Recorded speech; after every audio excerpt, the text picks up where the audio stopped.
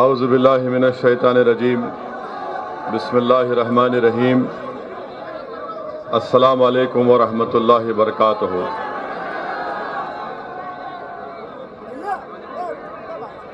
मोहतरम जनाब शौकत साहब, सदर उत्तर प्रदेश मजलिस इत्तेहादुल मुस्लिमीन जनाब तस्लीम अहमद साहब,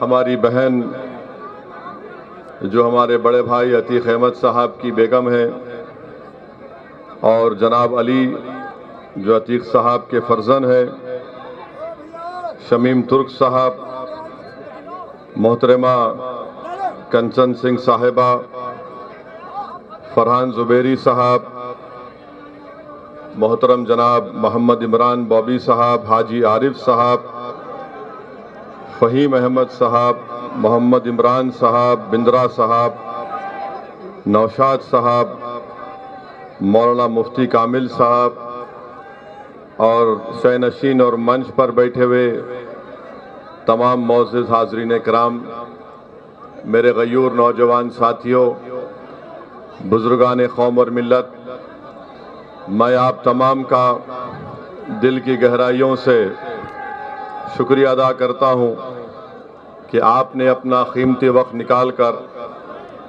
आज के इस जलसे में शिरकत की। और अल्हम्दुलिल्लाह इतनी बड़ी तादाद में आप तमाम का यहाँ पर जमा होना किठौर में ये इस बात का पैगाम देता है कि इंशाअल्लाह ताला आप तमाम की दुआओं और साथ की वजह से किठौर में इंशाअल्लाह ताला अब की बार विधानसभा के चुनाव में मजलिस इत्तेहादुल मुस्लिमीन के उम्मीदवार को आप लोग कामयाब और कामरान करेंगे। मुझे यकीन है कि किठौर में एक तारीखी तब्दीली आप लोग पैदा करेंगे। और मेरे अजीज दोस्तों और बुजुर्गों, इस विधानसभा में, इस असेंबली हल्के में एक सबसे बड़ा जो मसला बना हुआ है, जिसकी मजलिस भी तायीद करती है कि किठौर को यहाँ पर इसको तहसील बनाना चाहिए, जो कई बरसों से आप लोगों का जायज़ मुतालबा रहा, मगर जिनको आपने यहाँ से अपना विधायक बनाया, जिस पार्टी को आपने सत्ता दी, जिस पार्टी को आपने उसका मुख्यमंत्री बनाया, उन्होंने किठौर को तहसील का मुकाम नहीं दिया। मैं आपसे वादा कर रहा हूं कि इंशाअल्लाह ताला आप आने वाले असेंबली और विधानसभा के इलेक्शन में मजलिस के हक में अपने वोट का इस्तेमाल करिए।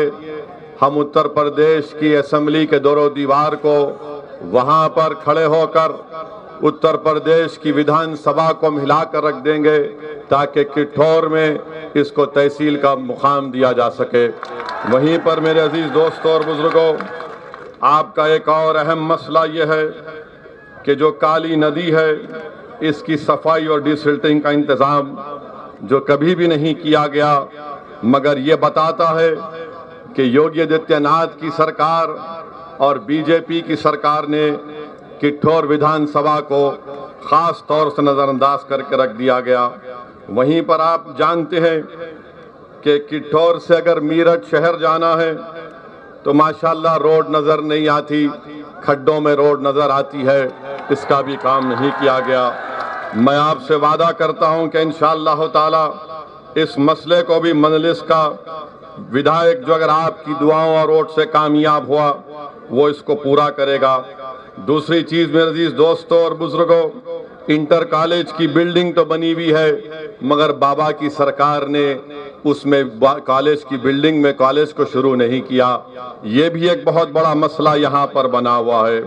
यहाँ पर अस्पताल की शदीद जरूरत है, मगर इसके बावजूद भी यहाँ पर अस्पताल का कोई इंतजाम, माकूल इंतजाम नहीं किया गया। आपके इस विधानसभा में बल्कि अतराफ में दो चीनी की फैक्ट्रियां हैं, एक मवाना में और दूसरा मेहुद्दीनपुर में, मगर किसानों को उससे कोई फायदा नहीं होता। मैं आपसे ये भी वादा कर रहा हूं कि इंशाअल्लाह ताला आप मजलिस के उम्मीदवार के हक में अपने वोट का इस्तेमाल करिए। हम आपसे वादा कर रहे हैं कि किठौर में इंशाअल्लाह ताला यहाँ पर एक फ्रूट मार्केट हम बनाएंगे। यहाँ आप जानते हैं कि किठौर और शाहजहांपुर से सारी दुनिया में आम खाए जाते हैं। आप आम खिलाते हैं तो देश के प्रधानमंत्री किठौर का आम दूसरे देश के बड़े बड़े जिम्मेदारों को भी जाते हैं। सफेदा, लंगड़ा और ये दशहरी सब यहीं से जाता है। मैं आपसे वादा कर रहा हूं कि इंशाअल्लाह ताला यहाँ पर फ्रूट मार्केट बनाई जाएगी। मेरे अजीज दोस्तों और बुजुर्गों, मैं अपनी तकरीर के आगाज में इस विधानसभा के अहम मसाइल को आपके सामने बयान किया। अभी आपने हमारे उत्तर प्रदेश के अध्यक्ष जनाब शौकत साहब से तफसीली गुफ्तगू सुनी।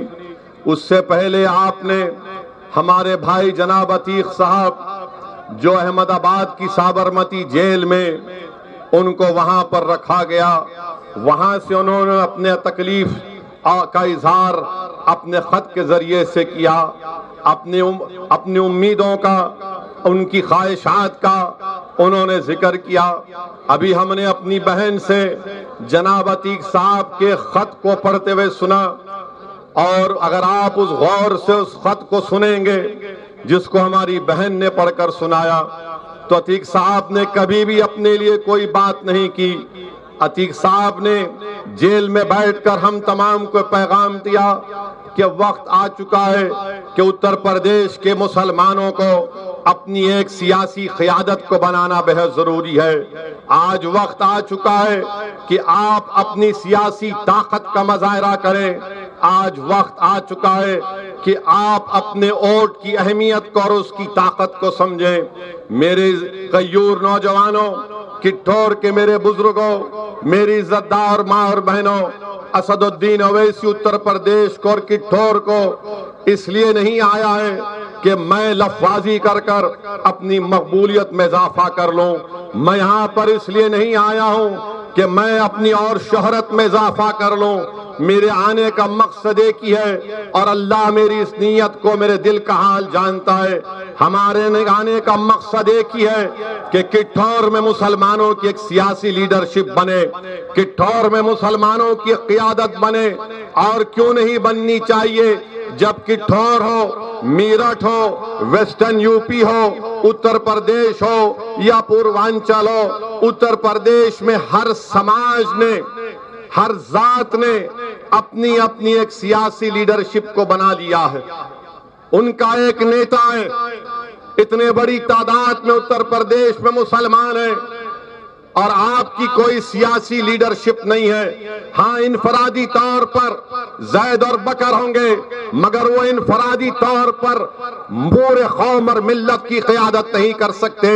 मैं आपको पैगाम देने आया हूं, मैं आपको गुजारिश करने आया हूं कि आपको अपनी क़यादत को बनाना है, अपनी लीडरशिप को बनाना है। जब आपकी क़यादत और लीडरशिप किठौर के बसने वाले गयूर नौजवानों की सफों से कोई एक लीडर बनकर खड़ा होगा, जिसको किठौर के बुजुर्गों की सरपरस्ती हासिल होगी, तो तभी जाकर इंशाअल्लाह ताला हम उत्तर प्रदेश की सियासत में एक इनकलाब बर्पा करेंगे। इनकलाब उस वक्त बर्पा होगा जब आप अपने वोट से अपने कैंडिडेट को कामयाब करेंगे। इनकलाब इससे बर्पा नहीं होगा कि आप कभी सपा को, कभी बीएसपी को, तो कभी कांग्रेस को आपने वोट दिया। बताओ तुमने और हमने क्या हासिल किया? हमारे मुकद्दर में गरीबी और मुफलिसी आई, हमारे मुकद्दर में जेलों में हमारे नौजवानों की जवानियों को बर्बाद कर दिया गया, हमारे मुकद्दर में फसादात आए, हमारे मुकद्दर में एनकाउंटर आया, हमारे मुकद्दर में ये तबाही और बर्बादी आई। हमारे बच्चों को स्कूल का इंतजाम नहीं, हमारे नौजवान 2% ग्रेजुएट होते हैं। सबसे ज्यादा drop out rate Uttar Pradesh में अगर किसी का है तो मुसलमानों का है। ये मजलिस का पैगाम है। इन नाइंसाफियों का हम खात्मा करना चाहते हैं। और मैं आपसे अपील करने आया हूं, मैं आपसे गुजारिश करने आया हूं, मैं आपके सामने भीख मांगने आया हूं, मेरे लिए नहीं। मैं आपसे भीख मांगने आया हूं कि मुत्तहिद हो जाओ। उत्तर प्रदेश की विधानसभा में उत्तर प्रदेश के मुसलमानों, अपने वोट की अहमियत को समझो। तुम 19% हो, तुम तुम मामूली नहीं हो, तुम 19% हो। अगर तुम मुत्तहिद हो जाओगे तो याद रखो उत्तर प्रदेश के मुकद्दर के फैसले तुम्हारी आवाज के बगैर अधूरे रहेंगे। शर्त यह है कि हमको मुत्तहिद होना है। यकीनन हमारे उत्तर प्रदेश हो या भारत हो, मुसलमानों में एक डाइवर्सिटी है। हमारे पास भी आलाजात के हैं, ओबीसी समाज के लोग हैं, मगर क्या हम हमारे हिंदू भाइयों से सबक हासिल नहीं कर सकते कि कैसे ओबीसी समाज ने अपने अपने नेताओं को बना लिया? क्यों बनाया? क्योंकि वो मुत्तहिद हैं, अपना वोट उस नेता को डालते हैं। और हमसे क्या कहा जाता है मुसलमानों से? जब कभी भी, भाई साहब तो रुक जाइए थोड़ी देर के लिए, रुक जाइए। जब कभी भी चुनाव आते हैं, एक ही जुमला आपसे शुरू हो गया होगा, मुसलमानों जिंदगी मौत का इलेक्शन है उत्तर प्रदेश का। यानी हर इलेक्शन जिंदगी मौत का रहा हमारे लिए। हर आखिर आदमी आकर कहेगा ये दल्ले आएंगे।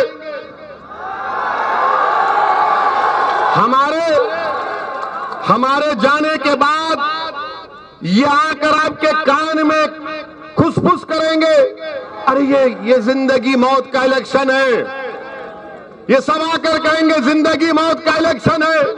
ये ओवैसी भड़काऊ भाषण देता है, ये ओवैसी जज्बाती बात करता है, नौजवान उसकी बात को दाद देते हैं। ओवैसी भड़काऊ भाषण नहीं देता, ओवैसी ना जज्बाती भाषण देता है, ओवैसी सच को बयान करता है। और अल्लाह जानता है इस बात को, मैं सच को बयान कर रहा हूं। मैं आज भी कह रहा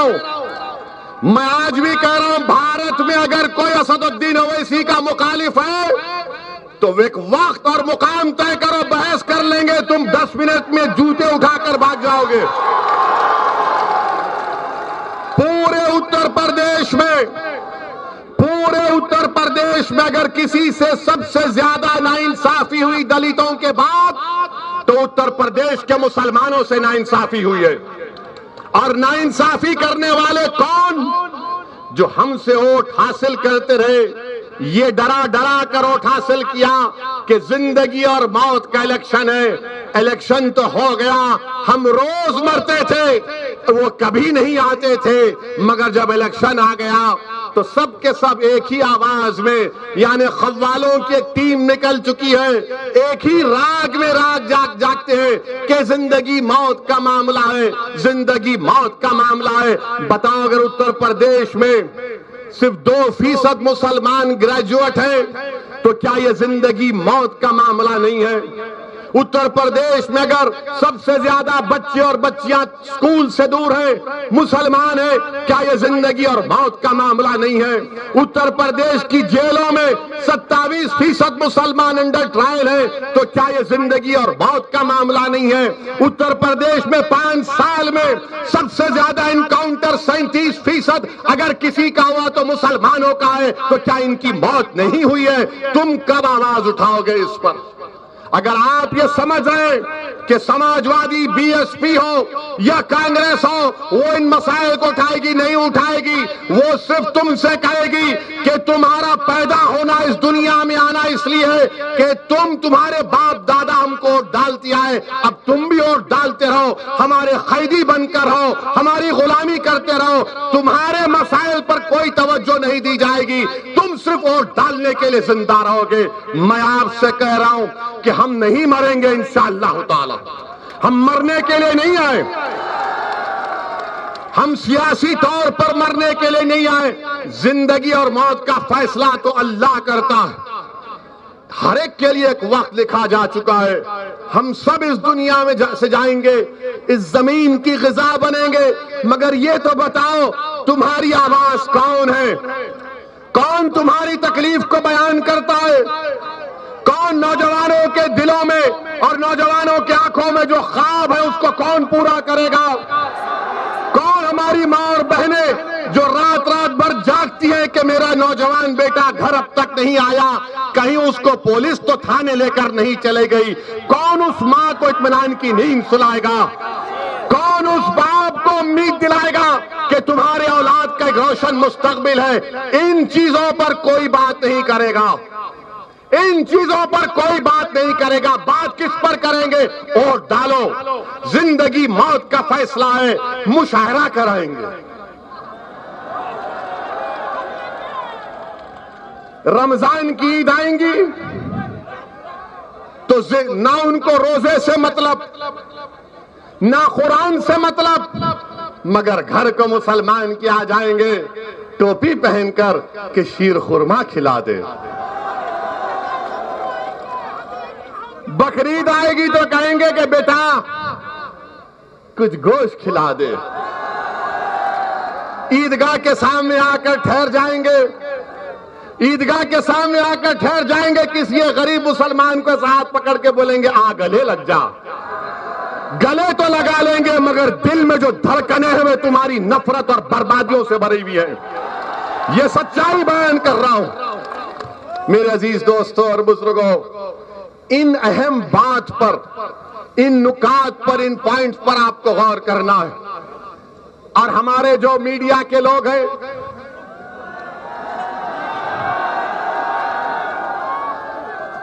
80% मोदी की ताईद में है, 20% जो अपने आप को सेकुलर बोलते हैं। ये 80% और 20% में एक फर्क है, एक चीज है जो दोनों में मुत्तहिद है एक चीज पर। 80% जो मीडिया मोदी की सपोर्ट करता है, 20% जो अपने आप को सेकुलर बोलता है, सेकुलर नहीं है, अंदर से आरएसएस की पैंट पहने हुए हैं। तो वो और ये 80 और 20% एक बात पर मुत्तफिक है कि मुसलमानों की कोई पॉलिटिकल लीडरशिप नहीं बननी चाहिए, मुसलमानों की कोई लीडरशिप नहीं बननी चाहिए। ये बीजेपी आरएसएस के लोग कहते हैं मुसलमान की लीडरशिप बनेगी तो देश का विभाजन हुआ था। तो हम उनको बताना चाह रहे हैं, अगर आज भारत में इतनी बड़ी तादाद में मुसलमान रह रहे तो हमने, हमारे बुजुर्गों ने जिना के पैगाम को हमने ठोकर मारी थी और हमने कहा कि हम पाकिस्तान से कोई हमारा मतलब नहीं है, कोई मतलब नहीं है पाकिस्तान से हमारा। हमने उस पैगाम को ठुकराया। और जो लोग मुझ पर इल्जाम लगाते हैं, क्या तुम नहीं जानते कि दिल्ली की जामा मस्जिद की सीढ़ियों पर खड़े होकर क्या भारत के मुसलमानों को उस वक्त की हुकूमत के वजीर मौलाना अबुल कलाम आजाद ने नहीं कहा था भारत के मुसलमानों से कि तुम हिजरत के मुकद्दस नाम पर फरार की जिंदगी मत गुजारो? क्या उस वक्त की हुकूमत नेहरू के कैबिनेट के मंत्री कौन थे? मौलाना अबुल कलाम आजाद रहमतुल्लाह अलैह। क्या मौलाना आजाद ने नहीं कहा था कि हिजरत के मुकद्दस नाम पर फरार की जिंदगी मत गुजारो? तुम इस भारत के शहरी हो तो बताओ आपने हमारे से क्या किया? फिर हमको इस वतन अजीज से जब भी मोहब्बत थी, आज भी और कल भी रहेगी इंशाअल्लाह ताला। और फिर ये जो 20% का अपने आप को सेकुलर कहते हैं, इनको भी एक ही बात की तकलीफ है कि ओवैसी मुसलमानों की पॉलिटिकल लीडरशिप की बात कर रहा है। ये नहीं हो सकता। मैं उन मीडिया के लोगों से पूछना चाह रहा हूं, जब अगर कोई एक मीडिया का एक जिम्मेदार किसी टीवी चैनल में पहुंच जाता है और वो एक बड़े ओहदे पर आ जाता है, तो वो ये कोशिश करता है कि अपनी जात के लोगों को मीडिया में घुसाया जाए, उसको नौकरी मिले। मैं नाम लेना नहीं चाहता, मगर किसी ने मुझसे कहा था कि फलां शख्स के बारे में आपकी राय क्या है? तो मैंने कहा उनके बारे में मशहूर है कि जब वो किसी टीवी चैनल में एंकर थे तो उस मीडिया चैनल के लोगों को बोलते थे कि ये मेरी जात का है, इसको नौकरी पे रख लो, इसको नौकरी पे रख लो।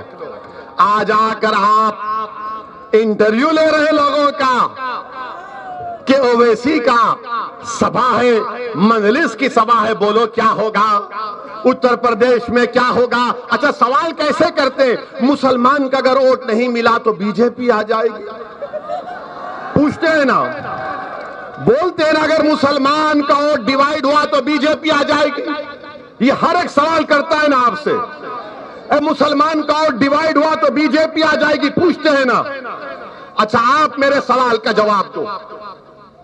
2014 के जब लोकसभा के चुनाव हुए, क्या आपने मोदी के नाम पर वोट दिया था? किसने बीजेपी को वोट नहीं दिया? हाथ उठाइए।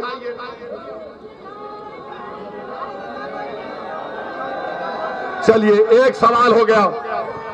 2017 का विधानसभा का चुनाव हुआ, किसने योगी को या बीजेपी को वोट दिया? हाथ उठाइए। नहीं दिया? किसने नहीं दिया? हाथ उठाइए। चलिए, 2019 का लोकसभा का चुनाव आया, किसी ने बीजेपी को वोट दिया? आपने दिया तो नहीं दिया तो हाथ उठाइए। अरे 20% मीडिया आलो, चुल्लू भर पानी में डूब मरो, देखो ये हमारी वफादारी है। बेशर्मो, देखो ये।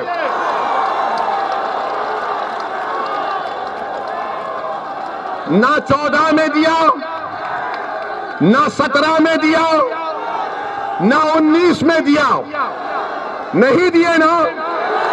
नहीं दिए ना? क्या तुम दोगे बीजेपी को वोट? क्या तुम मोदी को वोट दोगे? तो क्या तुम अब की बार ओवैसी का साथ दोगे? क्या तुम मंजलिस को वोट दोगे? अब सुनो आप, 2014 में किसकी सरकार थी उत्तर प्रदेश में? अखिलेश की थी ना? तो अखिलेश के परिवार के 5 लोग जीते, 5 जीते, और बीजेपी जीत गई पूरा। क्यों जीती बीजेपी? क्यों जीती बीजेपी? सही कहा तुमने, सही कहा तुमने। उन्होंने कहा, मैं नहीं कह रहा हूं, जनता कह रही है, वरना ये 80% 20% के दल्ले बोलेंगे, ओवैसी बोला।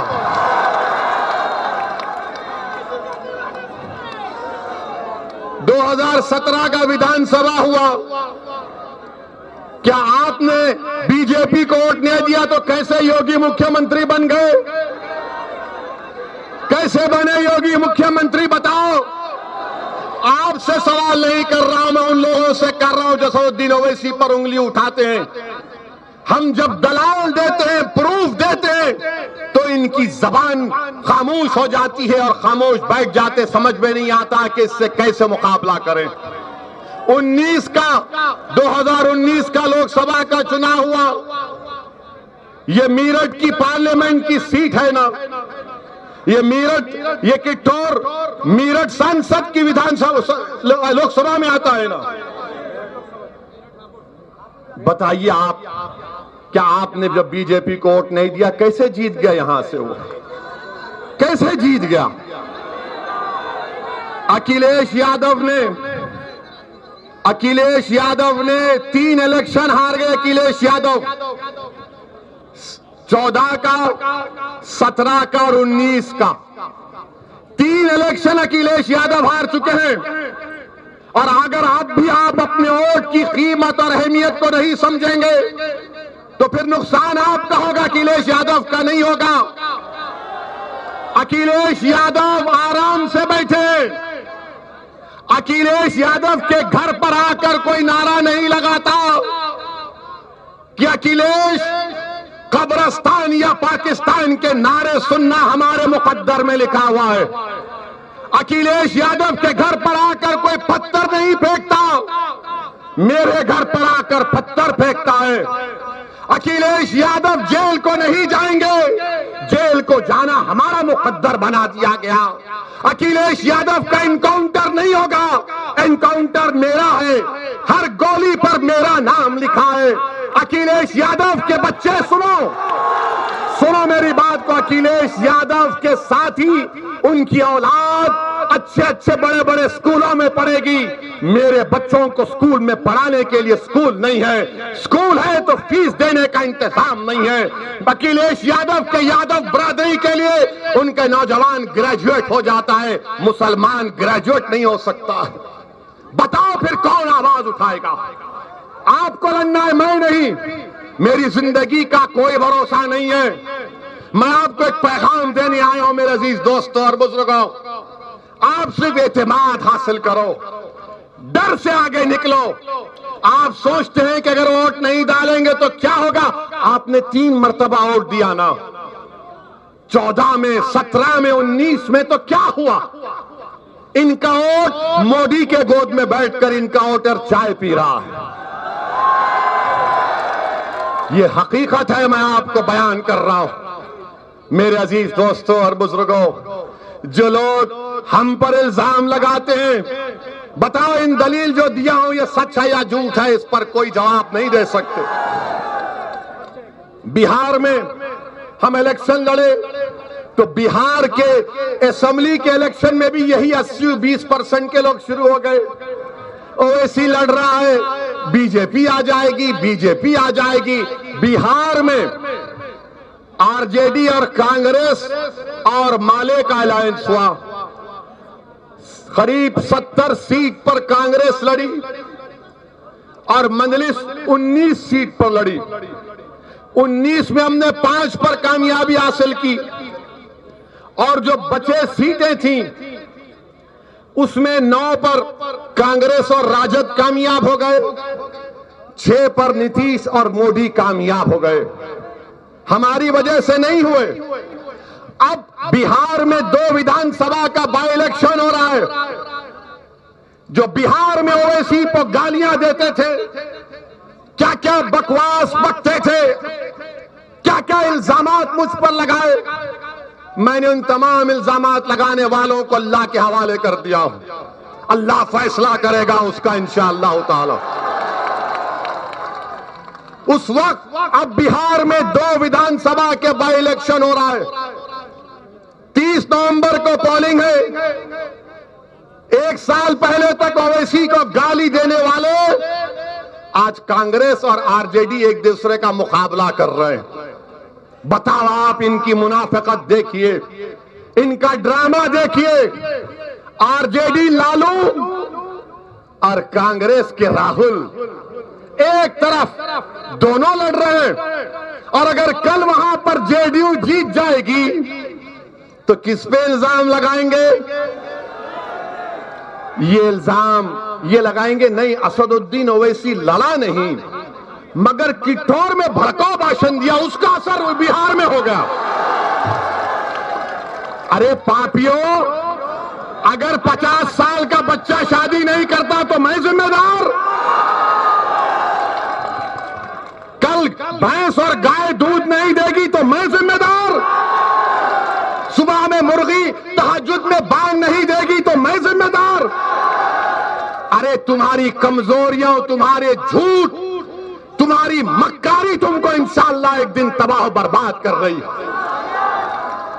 अब आप बताइए, बिहार में कांग्रेस और लालू एक दूसरे से मुकाबला कर रहे हैं और यहां पर आकर कह रहे हैं ओवैसी वोट काटने आया है।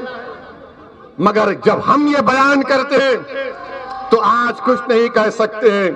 मेरे अजीज दोस्तों और बुजुर्गों, मैं आज के इस जलसे से आसिफ, मोहसिन, अलीम, शाहिद और आसिफ को ना सिर्फ खिराज अकीदत पेश करता हूं बल्कि अल्लाह से दुआ करता हूं कि अल्लाह सुब्हाना व तआला अपने फजल और करम से आसिफ, मोहसिन, अलीम, शाहिद और आसिफ को अल्लाह इनकी मग़फ़िरत करे, अल्लाह इनकी खबरों को नूर से भर दे, अल्लाह इनके माँ बाप को सब्र जमील अता करे और अल्लाह मुसलमानों में इनका नेक नेमोल बदल पैदा करे। अब आप जानते कौन था आसिफ? आप जानते कौन था मोहसिन? आप जानते अलीम कौन था? आप जानते शाहिद कौन था? कौन थे लोग? ये हाल है हम मुसलमानों का। किठौर के नौजवानों, मैं तुमसे शिकायत करने आया हूं कि जिन बच्चों को पुलिस ने गोलियों का निशाना बना दिया CAA में, मेरठ में, तुम उनका नाम भूल गए?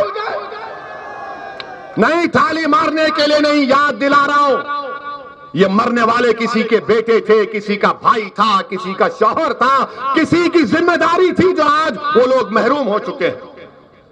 हम भूल चुके हैं ये हाल हम मुसलमानों का है, जिनके सीनों पर गोलियां मार दी गई इसलिए मारा गया क्योंकि मुसलमान थे, और आप उनको भूल रहे हैं। याद रखो इन लोगों को, याद रखो इन लोगों को, ये मरे नहीं, ये जिंदा हैं, ये शहीद है, अल्लाह की राह में उन्होंने अपनी जानों को कुर्बान किया है। अल्लाह ने कुरान में फरमाया कि इनको गिज़ा दी जाती है। आसिफ को गोली मारने वालों, मोहसिन को गोली मारने वालों, अलीम और शाहिद को मारने वालों, सुनो, ये जिंदा है, तुम्हारी गोलियों ने इनको खत्म किया होगा मगर इनके जिस्मों को खत्म किया होगा, मरो जिंदा है, ये शहीद हैं और अल्लाह के पास इंसाफ होगा इंशाअल्लाह ताला। जिन जालिमों ने, जिन जालिम हुकूमत ने हमारे बच्चों को हमसे छीना है, जिन पुलिस के लोगों ने अपने नापाक उंगलियों से गोलियां चलाई है, तैयार हो जाओ, अल्लाह इंसाफ करेगा इंशाअल्लाह ताला। हम कुछ नहीं करेंगे, हम जमहूरियत में लड़ेंगे। हमारे पास हथियार नहीं है पुलिस वालों, हमारे पास ये हमारे हाथ, हमारे हथियार है, ये हमारे हाथ हथियार है जो हम अल्लाह के सामने रो रो कर भीख मांगेंगे। अल्लाह तेरे उम्मत मोहम्मदी के इस बच्चे को मारा गया, तू इंसाफ करम, बेबस है। मेरे अजीज दोस्तों और बुजुर्गों, आसिफ, मोहसिन, अलीम और शाहिद की कुर्बानी को याद रखो, याद रखो, भूलो मत इन लोगों को। और वहीं पर मेरे अजीज दोस्तों, बुजुर्गों, अब आप देख रहे हैं कि अगर किसी की मौत होती है पुलिस के एट्रॉसिटी की वजह से, हर पार्टी का लीडर पहुंच जाता है। अखिलेश पहुंचते हैं, कांग्रेस की मोहतरमा पहुंच जाती है, पहुंच जाती है। हम इनसे पूछना चाह रहे कि बबूतरा गांव प्रतापगढ़ का तौफीक, जिसको पुलिस ने फेक एनकाउंटर में मार दिया, क्यों नहीं जाएंगे उनके पास? नहीं जाएंगे। उन्नाव का फैसल, तरकारी बेचने वाला, पुलिस कस्टडी में मर गया, कोई नहीं जाएगा। गोरखपुर में गुप्ता साहब को मारा गया, मर गया, हमने उसको कंडेम करते, तो अखिलेश कानपुर जाकर उनके परिवार को 21 लाख का चेक देते। 21 लाख का। क्या फैसल को नहीं देना चाहिए था? क्या तौफीक को नहीं मिलना चाहिए था? मेरे अजीज दोस्तों और बुजुर्गों, ये इसलिए नहीं करते, इसलिए तौफीक और फैसल के पास नहीं जाते क्योंकि अगर उनके पास जाएंगे तो दूसरों का वोट नहीं मिलेगा। खुला कहते हैं, अगर हम जाएंगे तो दूसरों का वोट नहीं मिलेगा, तो फिर तुम हमसे क्यों वोट मांगते हो? हम क्या तुम्हारे गुलाम हैं? हम क्या, हमारे मुकद्दर में लिखा है कि एक को डाले, बाप को डाले, बेटे को भी मुख्यमंत्री बनाया, एक एक परिवार से 3-3 को प्रधानमंत्री बनाया, कितनों को यहां पर विधानसभा भी जाया, सांसद बनाया, मगर इंसाफ कहां हुआ बताओ? यही मंजलिस की लड़ाई है इंसाफ की। मेरे अजीज दोस्तों और बुजुर्गों, फिर मौला कलीम सिद्दीकी को जानते हैं? जानते मौला कलीम सिद्दीकी को? कितने लोग जानते? हाथ उठाओ। वही हाथ वैसा ही रोको। कितनों ने कलीम सिद्दीकी का नाम लिया? कौन सी पार्टी ने नाम लिया बताओ? क्या सपा ने लिया? क्या बीएसपी ने लिया? क्या कांग्रेस ने लिया? क्यों नहीं लेते? पूछो अपने आप से। इसलिए नहीं लेते कि कलीम का नाम लेंगे तो शाम नाराज हो जाएगा।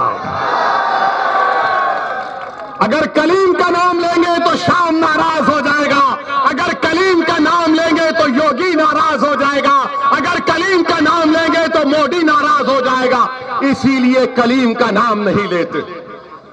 मेरे अजीज दोस्तों और बुजुर्गों, हम ही तो बोल रहे हैं मौला कलीम सिद्दीकी के बारे में, ये लोग नहीं बोलेंगे। ये कैसा बोलते हैं? इनके पास जो इनके मुस्लिम दुम छल्ले जिसको कहते हैं, इनको बुलाते हैं कमरे में, अकेले बात करके बोलते हैं, देखो तुम एक बयान दे दो। आज ओवैसी ने कित्तौर में कहा, तुम एक छोटा सा बयान दे दो। जब वो बेचारा मुसलमान हिम्मत करके कहेगा नेताजी आप कह दीजिए ना, हमारा मुसलमान खुश हो जाएगा, तो बोले नहीं नहीं नहीं, अगर हम बोलेंगे तो मोदी और योगी नाराज हो जाएंगे, उनका वोट नहीं मिलेगा। मगर हम वोट डालने वाले हैं।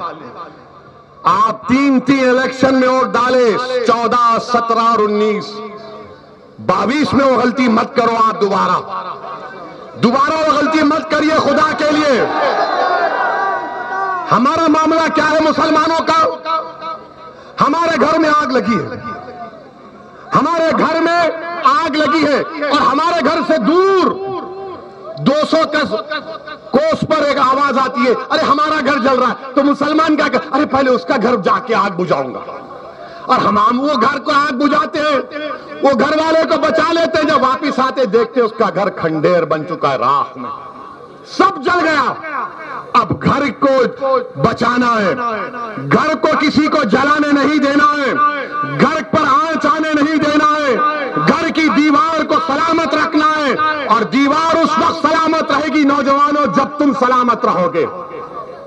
घर की इज्जत उस वक्त सलामत रहेगी जब बुजुर्ग नौजवानों की सरपरस्ती करेंगे। घर पर आज जब आय नहीं आएगी जब उस घर की मां और बहनें कहेंगी कि बेटे तू इस घर का मुहाफिज है, तू ठहर जा घर के सामने और इस घर पर किसी को हमला करने मत दे। मेरे अजीज दोस्तों और बुजुर्गों, आज मंजलिस आपसे यही अपील करनी आई है कि पहले अपने घर में चिराग जलाओ, अपने घर को रोशनी, घर में रोशनी पैदा करो, अपने घर में अंधेरा पैदा होने मत दो। मेरे अजीज दोस्तों और बुजुर्गों, फिर एक और वाकया, योगी आदित्यनाथ जिनको मैं बाबा कहता हूं, बाबा कहते हैं सबका साथ, सबका विश्वास, सबका विकास। और कल मोदी जी तो देश के सामने 10 बजे आ गए, आके बोले भाइयों बहनों, हमने तारीख बना दी, 100 करोड़ वैक्सीन लग गए, 100 करोड़ वैक्सीन लग गए। मोदी जी जरा कम करके फेंकते तो अच्छा था। 100 करोड़ लगे, मगर कितने भारत के बाशिंदों को लगे? अच्छा, इसमें हाथ उठाइए, कितनों ने अब तक 2 टीके लगाए? कितनों ने 2 टीके लगाए? डरिए मत। कितनों ने 1 टीका लगाया? मोदी जी देखो, सिर्फ 1 टीका लगा रहे, बाजा बजा रहे। भारत में सिर्फ 31% जनता को 2 टीके लगे। और फिर मोदी जी कल ये भी गलत बोल दिए कि ये टीके भारत में बनाए गए। मोदी जी, हमारे कान में तो फूल नहीं है ना, हम थोड़ा बहुत पढ़ना लिखना जानते हैं। जो 100 करोड़ टीके लगाए गए, 90% बर्तानिया में, इंग्लैंड के बने हुए, यहां पर टेक्नोलॉजी दी गई। तो मोदी जी वो तो बर्तानिया का है ना, आप कहते हैं कि भारत में बनाए गए। और फिर क्या मोदी जी की सरकार ने नहीं कहा था मई और जून में कि दिसंबर 31, 2021 तक हर भारत के नागरिक को 2 टीके लग जाएंगे? नहीं लगेंगे दिसंबर 31 तक। कम से कम अगर यही रफ्तार रही तो 22 मार्च हो जाएंगे। मेरे अजीज दोस्तों और बुजुर्गों, फिर यहां पर हम पूछना चाहते हैं कि जब कोविड की पहली वेव आई, क्या तबलीगी जमात पर जुल्म नहीं हुआ? हाथ उठाकर बोलो, तबलीगी जमात पर जुल्म नहीं हुआ? अब इस पर भी कौन बोले? कोई नहीं बोला। मगर इलेक्शन आया तो अब तबलीग कर रहे, इसको वोट मत दो, इसको वोट मत दो, बीजेपी आ जाएगी, बीजेपी आ जाएगी। जब तबलीगी जमात पर जुल्म हो रहा था तो तुम लखनऊ में अपने घर में दरवाजे बंद करके एयर कंडीशन के कमरे में बैठे थे। अगर कोई आवाज उठा रहा था कि तबलीगी जमात पर निशाना बनाया जा रहा है तो मजलिस इत्तेहादुल मुस्लिमीन अपनी आवाज को उठा रही। और क्या हुआ बताइए आप। मैं आपको मेरठ की मिसाल दे रहा हूं, क्योंकि कल कोई यह ना कह दे कि असदुद्दीन ओवैसी लंबी लंबी छोड़ते हैं मोदी की तरह। आपको मालूम होगा, मवाना में एक जमात आई थी, वहां पर एक सब इंस्पेक्टर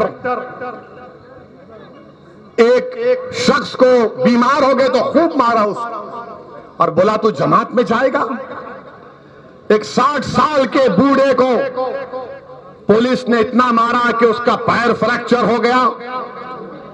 एक मवाना में एक ज़ईफ को, बल्कि उस एक शख्स के बाप को इतना मारा गया, एम्बुलेंस में ले जा रहे थे तो मार रहे थे। और फिर एक 22 साल की हमारी बहन ताजिम, जिसका नाम ताजिम है, याद रखो, वो 3 अस्पताल में गई। उसके अतड़ियों में दर्द था। ये 9 मई की बात कर रहा हूं, वरना ये 20% 80% ये बोलेंगे कहां से लाए, कहानी बना रहे हैं। इस ताजीम को लोकप्रिय अस्पताल मेरठ में लेकर गए, बोले नहीं लेंगे। नूटेमा हॉस्पिटल लेकर गए शहर में, नहीं लिए। मेरठ मेडिकल कॉलेज को लेकर गए, नहीं लिए। और सुबर्ता मेडिकल कॉलेज में लेकर गए तो वेंटिलेटर पर आ गई और 3 दिन के बाद उसकी मौत हो गई। मेरे अजीज दोस्तों और बुजुर्गों, ये सबका साथ और सबका विश्वास की निशानी है बाबा। और फिर 6 मई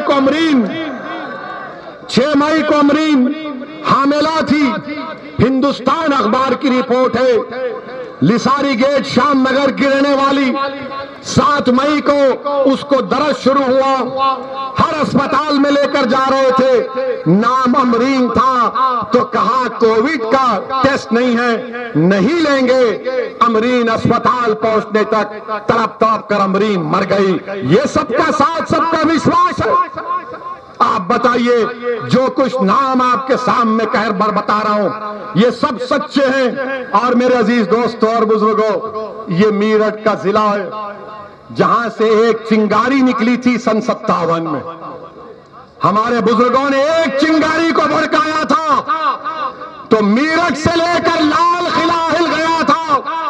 अंग्रेजों को भागना पड़ा लाल किले पर। मेरठ के बहादुरों ने, गाजियों ने, मेरठ के शौहदाओं ने अंग्रेजों की ईंट से ईंट बजा दी थी।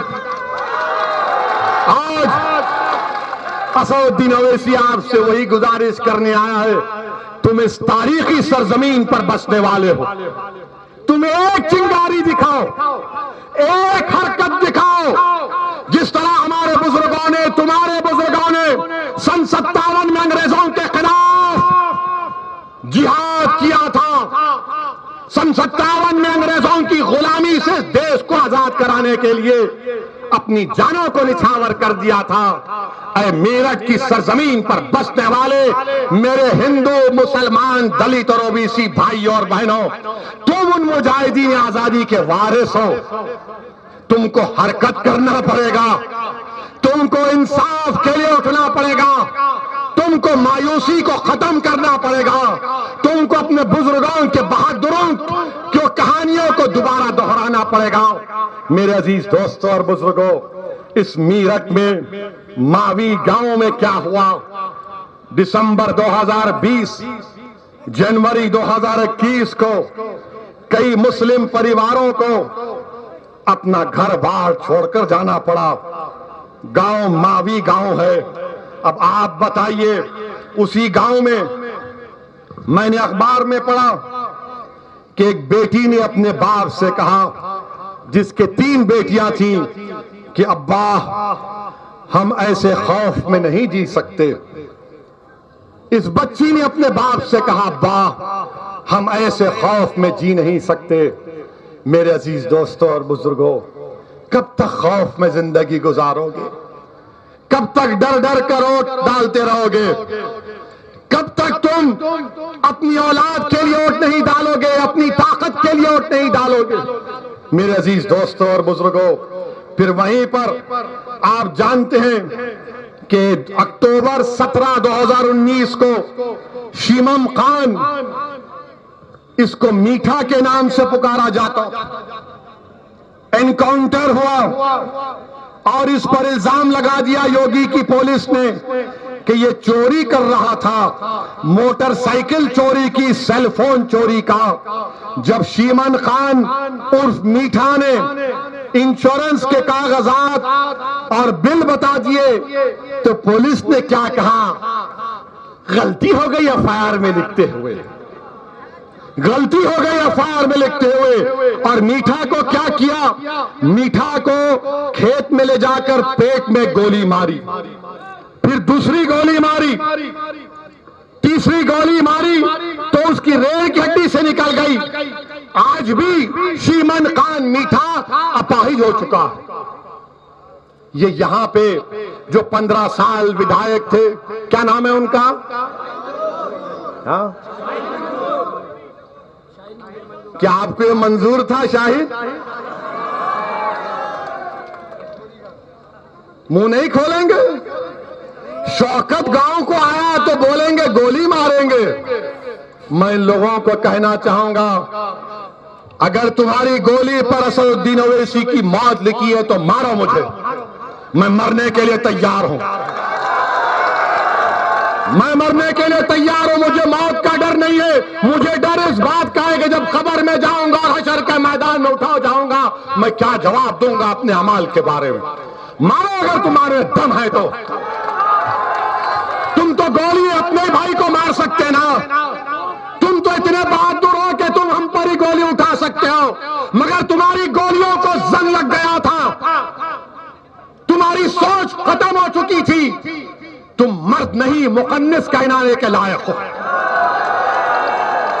मेरे अजीज दोस्तों और बुजुर्गों, फिर आप देख इसने एक लंबी दास्तान। अच्छा, ये योगी की सरकार है।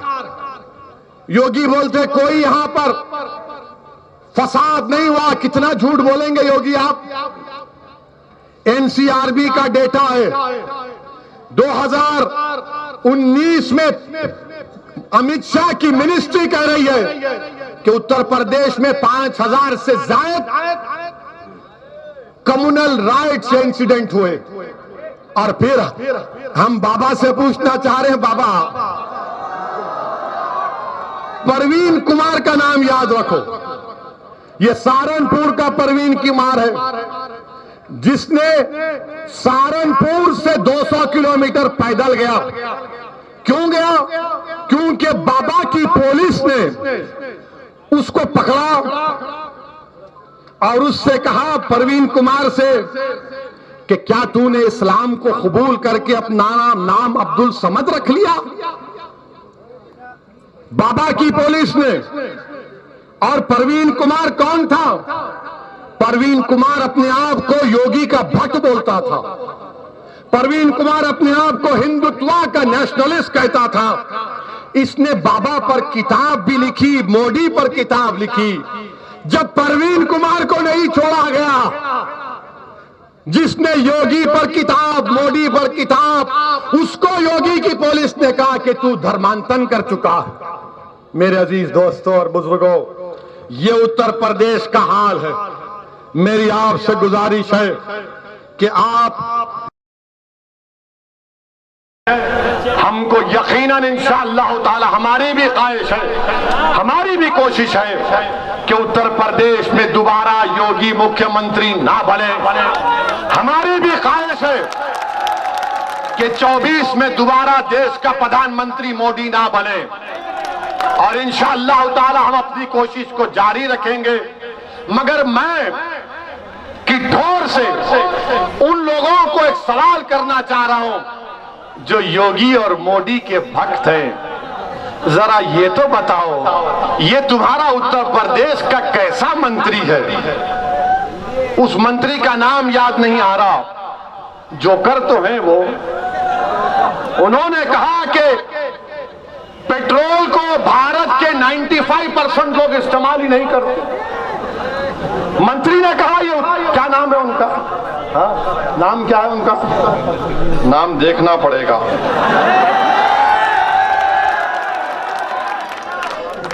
हाँ, उनका नाम है, महाशय का नाम है उपेंद्र तिवारी।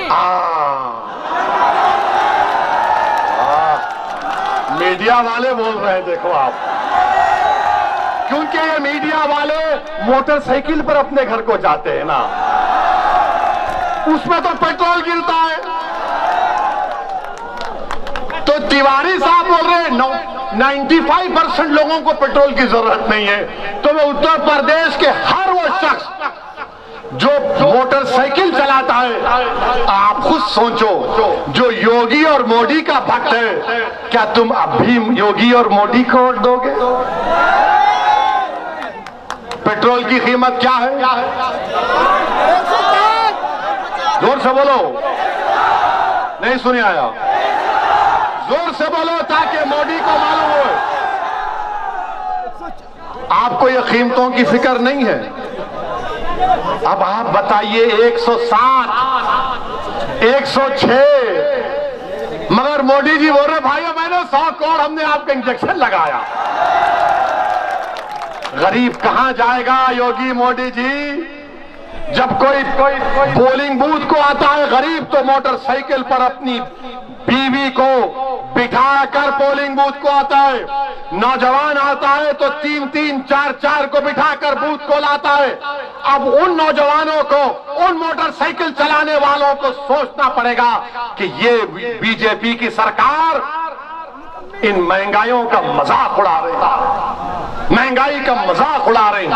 और मैं बीजेपी और आरएसएस के लोगों से पूछना चाह रहा हूं, कश्मीर में आपने बड़ा दावा किया कि 370 खत्म हो गया, सब खत्म हो गया, मगर 9 भारत के सिपाही मारे गए, 9 मारे गए थे ना। और मोदी जी क्या बोलते थे? मैं घर में घुस के मारूंगा, घर में घुस के। अब लद्दाख में चीन हमारे घर में घुस के बैठा है, हमारे बाप के घर में घुस के बैठा है।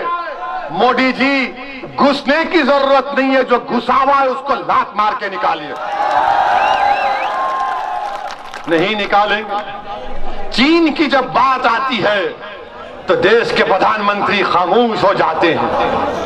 पाकिस्तान से टेररिस्ट आते हैं और हम मुसलमानों को कहा जाता है जा पाकिस्तान जा, तुझे गोश्त खाना है पाकिस्तान जा, तुझे वो करना है पाकिस्तान जा। अरे दीवाने, पाकिस्तान को हमारे दादा ने गई, तेरे को क्यों इतनी मोहब्बत है? मगर पाकिस्तान का नाम लेकर हमको गाली, मगर जब क्रिकेट खेलने की बात आ रही है तो कल दोनों क्रिकेट खेलेंगे। मैं मोदी जी से पूछना चाह रहा हूं, मैं आरएसएस के मोहन भगवत से पूछना चाह रहा हूं, मोदी जी, भगवत जी, ये आपका देश से प्रेम है क्या? मोदी और मोहन भगवत, वो जो देश के सिपाही मारे गए, उनके परिवार से कहेंगे आप कि कल का T20 का क्रिकेट मैच देखो। मरने वालों को आप कहेंगे कि देखो कल भारत और पाकिस्तान का क्रिकेट मैच हो रहा है। जिसके घर में अपने बेटे की लाश आई होगी उसको मालूम होगा। हमारा असलम आईटीबीपी में 27 साल काम किया, जिसने लद्दाख पर काम किया, भारत की सीमाओं की हिफाजत करा। इससे पूछो आप कि सीमाओं पर ठहरना कितना मुश्किल होता है, और हम क्रिकेट मैच खेल रहे हैं। वाह मोदी जी, वाह मोहन भगवत जी, ये आपका नेशनलिज्म अभी तक हमको समझ में नहीं आया। ये कौन सी मोहब्बत है? लोग बोलते कि नहीं नहीं वर्ल्ड कप का मैच है, वर्ल्ड कप का वर्ल्ड कप। जब हमारे सारे सिपाही मारे जा रहे और कश्मीर में 370 निकाल दिए। अमित शाह आज कश्मीर में, आपको मालूम, अमित शाह आने से 2 दिन पहले से श्रीनगर में स्कूल के बच्चे 12 साल के, 13 साल के, उनको रोककर उनके बैग को खोला जा रहा है, उनकी चेकिंग हो रही है। पूरा श्रीनगर को बंद कर दिया गया। अमित शाह 35 गाड़ियों में जाते, कितने? जब 370 निकल गया तो प्यारे 3 गाड़ी में क्यों नहीं जा सकते? आपने कहा कि सब खत्म कर दिए, क्या खत्म करें आप?